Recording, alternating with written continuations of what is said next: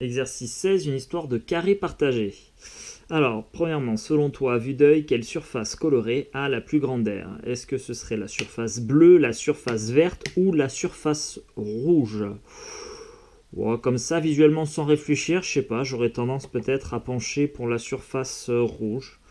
Bon, tu mets ce que tu veux, toi, ici. Et maintenant, en question 2, eh ben, on va essayer de vérifier la conjecture qu'on a faite en question 1 en calculant l'aire des trois surfaces. Voilà, on va voir ce qu'il en est. Alors, l'aire de la partie bleue, ici, eh bien, ce sera l'aire du carré de côté 4 cm, moins l'aire du disque ici à l'intérieur. Et mon disque à l'intérieur, ici, eh bien, il a un rayon de la moitié du côté du carré, c'est-à-dire 2 cm.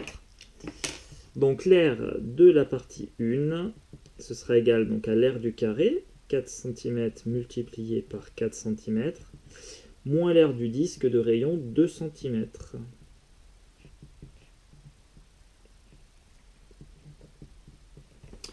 Et on va avoir du coup, alors 4 fois 4, 16, moins pi multiplié par 2, et ça nous donne environ, allez je vais l'arrondir à une décimale encore, 3,4, puisque 3,43 c'est plus proche de 3,40 que de 3,50. Donc on a environ 3,4 cm carrés. Voilà.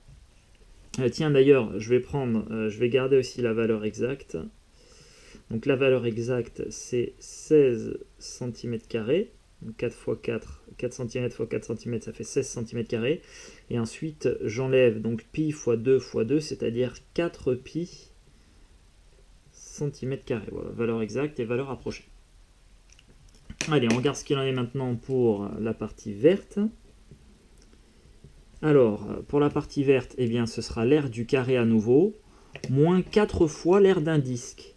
Et ici, un disque a un rayon de 1 cm, c'est un quart du côté du carré. 1, 2, 3, 4, voilà. Donc on va avoir l'aire du carré, 4 cm x 4 cm, auquel on va enlever 4 fois l'aire d'un disque. Et l'aire d'un disque de rayon 1 cm, c'est pi fois 1 cm fois 1 cm. Voilà. Allez, éventuellement on fait une passe à la calculatrice pour déterminer une valeur approchée. Donc 4 fois 4, moins pi, moins 4 fois pi fois 1 fois 1. Et on retombe sur la même chose, environ 3,4 cm². Et si je récupère la valeur exacte, eh ben on voit que c'est bien exactement la même chose que ça, puisque 4 cm x 4 cm, ça fait 16 cm². Et ensuite, j'enlève alors 4 fois pi fois 1 fois 1. Eh bien, 4 fois 1 fois 1, ça fait 4. Et du coup, j'ai 4 pi cm² qui est enlevé. Voilà, donc 16 cm² moins 4 pi cm², c'est ce que j'avais ici aussi. Donc la partie verte et la partie bleue ont la même aire. Et on va voir ce qu'il en est pour la partie rouge.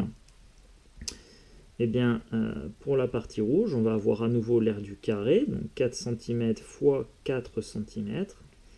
Et ensuite, on va enlever, alors là, on a 16, 1, 2, 3, 4, 5, 6, 7, 8, 9, 10, 11, 12, 13, 14, 15, 16. Donc on va enlever 16 fois l'aire d'un disque ici. Mes disques sont identiques et le rayon d'un disque ici, eh bien c'est 1/8 du côté du carré, c'est-à-dire 0,5 cm. Donc moins 16 multiplié par pi, multiplié par le rayon 0,5 cm et multiplié encore par le rayon 0,5 cm. Voilà.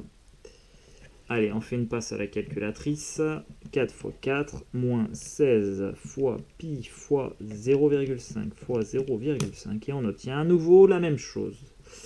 Donc environ 3,4 cm². Et si je récupère la valeur exacte, eh ben 4 cm fois 4 cm, ça fait 16 cm², comme au début. Et ensuite j'enlève, alors 16 multiplié par pi multiplié par 0,5 multiplié par 0,5. Alors quand tu multiplies par 0,5, ça veut dire que tu prends la moitié. Donc déjà, quand je multiplie une fois par 0,5, 16, ça veut dire que je prends la moitié de 16. La moitié de 16, ça fait 8. Et après, je prends encore la moitié. Et bien la moitié de 8, ça fait 4. Donc je retourne sur moins 4 pi centimètres carrés, puisque les centimètres sont multipliés entre eux. Donc finalement, tu vois, les trois surfaces ont la même aire. Tiens, je vais le noter ici. Les trois surfaces ont la même aire.